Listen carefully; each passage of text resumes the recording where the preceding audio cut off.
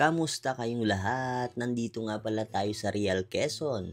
At syempre, ang dahilan kung bakit tayo ay nandito ay dahil birthday ng pamangkin ko na siya na ring inaanak ko. Grabe, ang ganda talaga ng lugar dito. Mapapansin mo agad yung katahimikan ng paligid. Napaka-relaxing. At ang dagat sobrang linis. Parang gusto mo na lang magpahinga, magmuni-muni o kaya naman mag-swimming buong araw.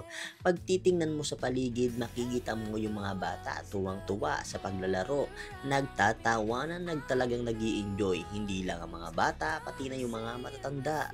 Ramdam din yung mga peace ng lugar. Habang lumalalim ang gabi, mas lalo mong mararamdaman ang katahimikan. Yung tunog ng alon, yung malamig na simoy ng hangin at yung ilaw ng araw sa dagat. Napakaganda, perfect talaga para pang banding ng pamilya. Kaya mga kaibigan, kapag gusto nyong magpahinga, lumayo sa stress, mag-celebrate ng special na okasyon, I highly recommended ko talaga ang ganitong lugar. Simple, tahimik pero punong-puno ng saya at alaala.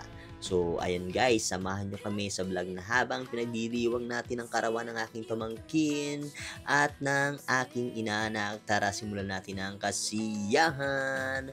Alright! Wild, just like a